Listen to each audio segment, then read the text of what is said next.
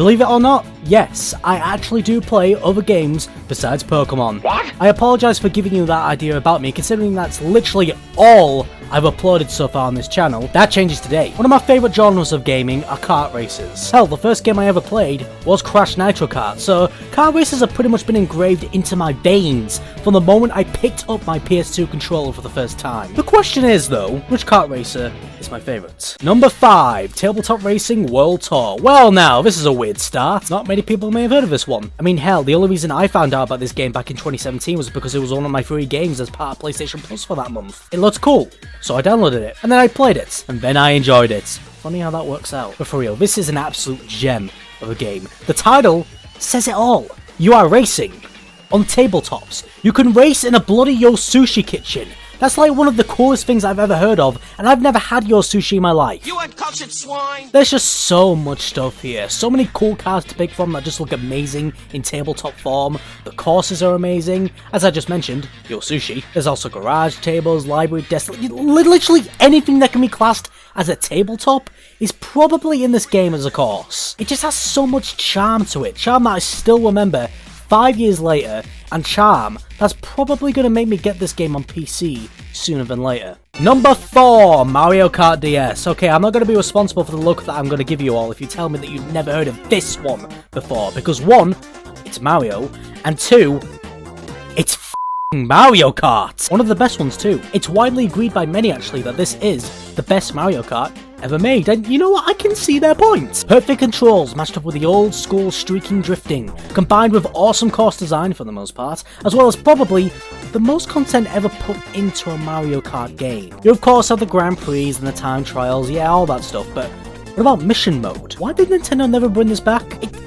It's literally the best part of the game. Oh, check this. Rob's in this game as well, or as I like to call him when I unlocked him in Smash Bros. A couple years later, hey, it's Rob from Mario! Never felt so uneducated in my life. You uncultured swine! God, the memories I have with this. At the end of every term in primary school, we'd have something called a toy day, where, again, it says it in the name, everyone would bring their toys in and just play them all day. However, the true G's of my primary school class will dub this as Mario Kart Day. Literally a quarter of the class would bring their DS's in with them, and we'd just play Mario Kart DS thanks to DS Download Play all day. It was the best damn thing. This is the best damn Mario Kart. Well... Number 3, Crash Nitro Fueled. Oh god, you want to talk about memories? How about the damn Grand Prix events in this game? Back in 2019, when this game first came out, we'd be treated to a new Grand Prix event every month, which included a new course, new characters, new karts, and new challenges to complete as well. Seriously, that 9 months of Beanox dishing out content has to have been amazing to be a part of. I unfortunately got this game towards the end of these events, so I never really got to fully experience what it was like, but hey, I still got to play the game at least, and it's a damn good game too. This is a kart racer with proper speed. That blue flame is literally legendary. Combine that with awesome remade/remastered courses from the 2 original Crash racers, as well as one of the craziest character rosters ever. Like, Spyro is probably the most normal part of this roster. That's how good and wacky it is. Beanox smashed this out of the Coco Park. There are of course some issues still pending forever. Like seriously, these are never going to be fixed. Bit physically sick, to be honest. Most notably how empty online feels, and I'm not just saying that because no one plays this online anymore. I mean literally all there was single racing. Why are you even mentioning battle mode to me? I'm serious when I say this. If they had spent a bit more time on online, giving us some extra modes and fixing the damn lobby bugs, this might have become my favourite kart racer of all time. It's that damn good. Number 2, Sonic All-Stars Racing Transformed. Okay, wait. Doesn't this just define logic that I put out into the world literally a second ago? I just said Nitro Fueled could have become my favourite racing game. Yeah, 3 years ago maybe, but since then, I picked this game up and bloody hell, why in the world has it taken me a damn decade to give this game a crack? It's Sonic and it's racing. It should be a match made in heaven for me, especially considering how much I enjoyed the original All-Stars Racing. So, naturally, Transform takes it up a couple notches. In this game, you use the power of land, sea, and air as you race against Sega's best and co. Okay, so you know how I was just explaining how Nitro Fueled has that wacky roster, like you can literally play as a crate in that game? I'm gonna try one up that real quick. So imagine being in a race, yeah? With Sonic the Hedgehog, Wreck-It Ralph, Football Manager, Team Fortress 2, and Danica fucking Patrick. What? So, transformed. Once again, it's in the name. Your vehicle transforms as the area around you changes. One lap you'll be racing through the Dragon Driftway, only for the road to suddenly sink into the water in lap 2. Only for the bloody bridge to be destroyed in lap 3, so you have to take to the skies. The creative juices are flowing through the veins of Sega in this one. Like, they must have been high on something when making this game, because they put all their sweat and tears into this. So yeah, awesome innovative courses with creative changes during laps, an awesome wacky character roster, great drifting controls, fun items, the All-Stars are back, and whilst they are a bit of a downgrade from the original All-Stars Racing, yeah, they're still great nonetheless. And of course, like usual, the music absolutely slaps because it's f***ing Sega and this is what they do best. This game is an absolute masterpiece in my eyes, and hell, if it wasn't for the powerful drug that we call nostalgia, this is another game that could have been number 1.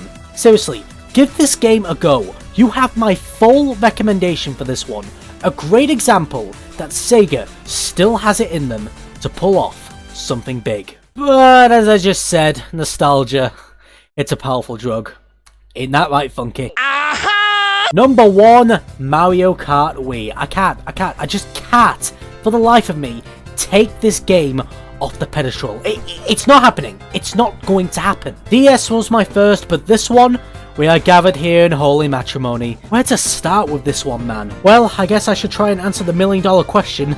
You know, why? Why is this my favourite Mario Kart and my favourite kart racer of all time? Well, basically, because it's the most chaotic kart racer I've ever played. Like, seriously, the item balancing and the vehicle balancing in this game are incredibly, well, unbalanced. But you know what? That adds to the game's charm for me. It makes every single race you play exciting and memorable. Cap that offers some of the best course design the series has ever seen, like Snowboard Cross, Cooper Cape, the hardest rainbow road ever made, anyone? And combine that with an awesome lineup of characters. The Vost actually has a nickname too, you know. Yeah. So I like to call it Funky Con on the Sidemen. And every night is capped off with the Flame Runner vs Mac Bike main event, the Messi vs Ronaldo of the Mario universe, cause like, this is literally what you'd see at least 90% of the time you'd be playing online. But I don't care, because this game is so chaotic, so awesome, just so fun, man! No one is guaranteed to win here, especially when everyone is exploiting all these crazy amount of game-breaking shortcuts that have continuously